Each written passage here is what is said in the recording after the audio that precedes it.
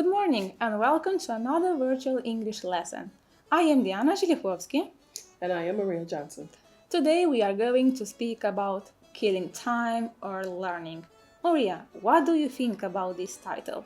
Is it about education too? This is a very interesting title, but yes, it has a lot to do with education. So, let's see what is the missing word in the middle of the circle.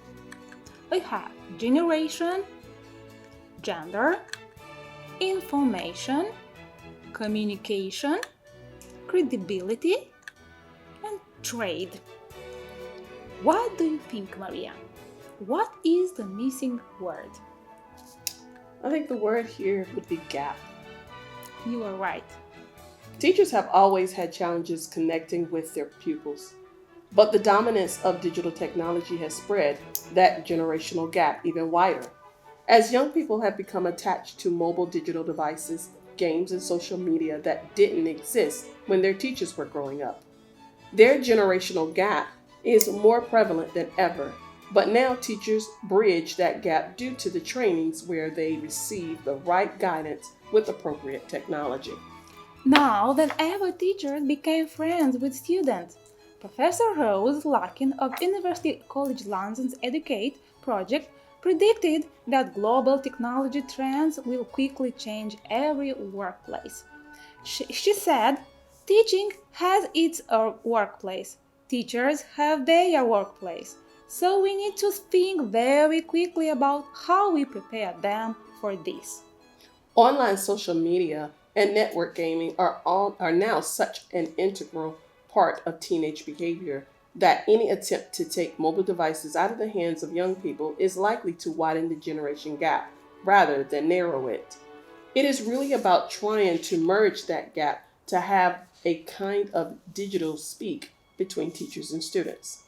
Today's students are digital native.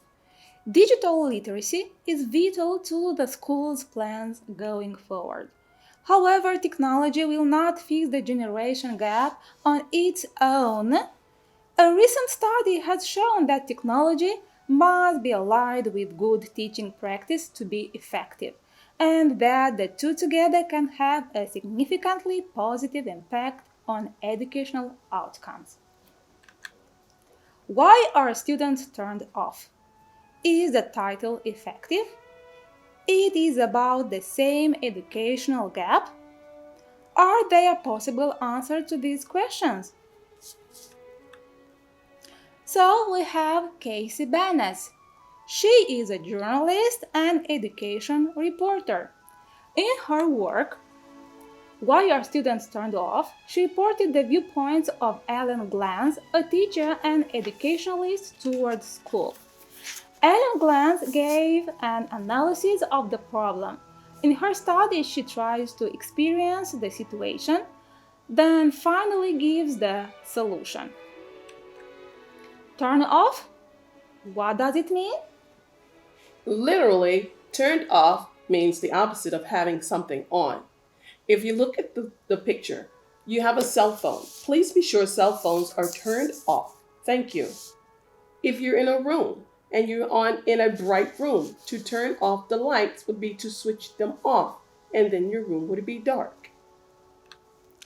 According to the Free Dictionary, turn off or turn someone off, it means to dull someone's interest in someone or something. So this is a figurative meaning of the word turn off. So the writer wants to describe a typical class of boredom, routine, apathy, manipulation, discouragement. If this depressing list sounds familiar, you will be interested in the following analysis of why classes often seem to be more about killing time than about learning. First, we would like to introduce you some phrases and idioms, which you can find in the text. So the first one is to lie to someone. It means to tell lies. Ellen Glantz lied to her teacher about why she hadn't done her homework. But, of course, many students have lied to their teachers. To find something boring, to become informed or aware of by experience or trial. She found many classes boring, students doing as little as necessary to pass tests and get good grades. Turn somebody off. Cause him to. It means to lose interest, desire. She concluded that many students are turned off because they have little power and responsibility for their own education. To make up an excuse, to give reasons for not complying. She found a way out and confided. I considered my options, confess openly to the teacher, copy someone else's sheet, or make up an excuse.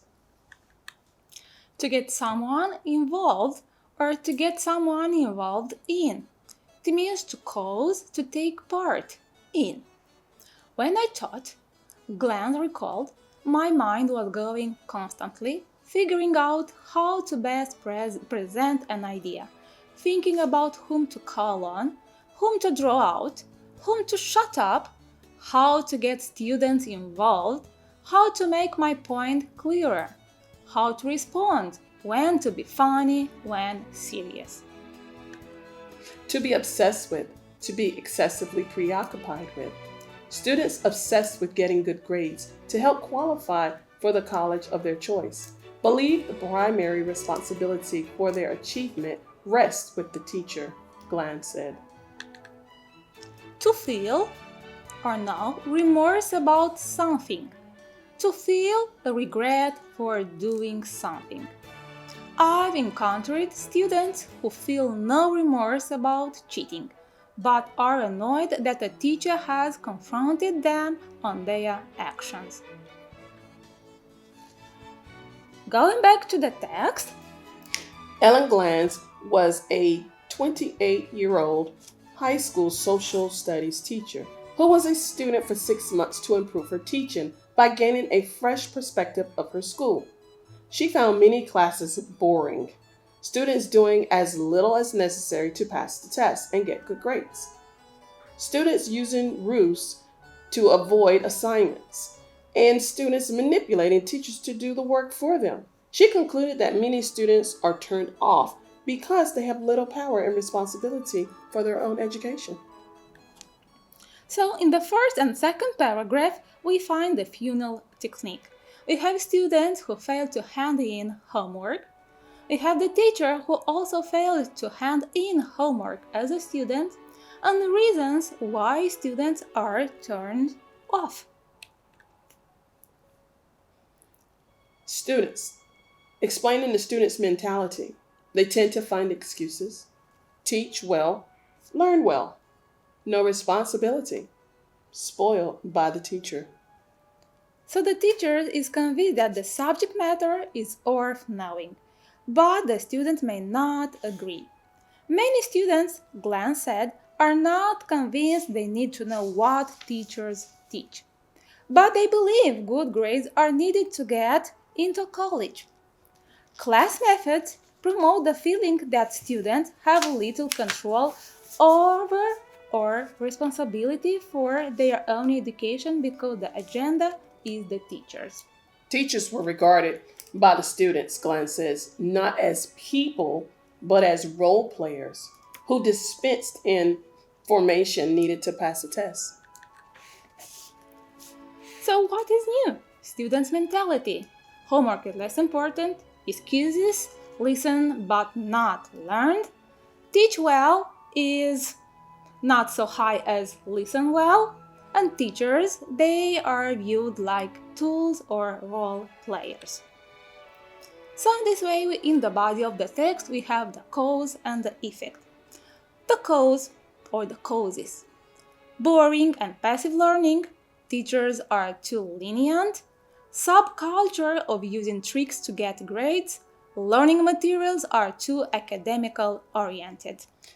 Which causes the effects of students are not learning in class, poor academic performances, less effort in learning, and the lack of motivation to learn.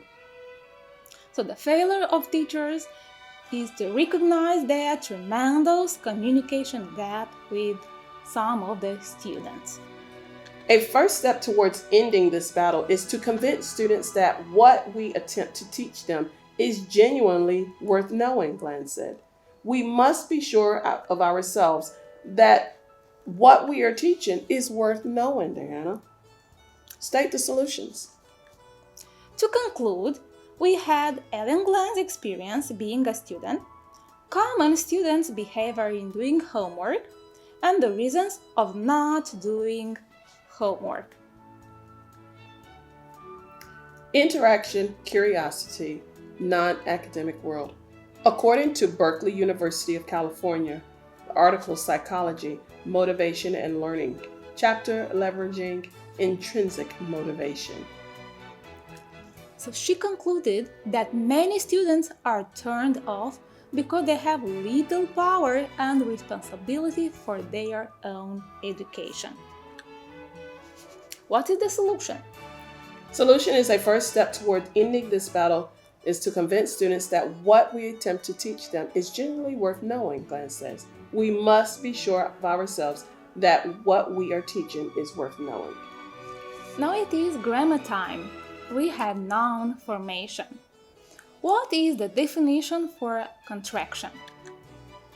So contraction is the shortening of a word, omitting its first part, its middle, or its ending.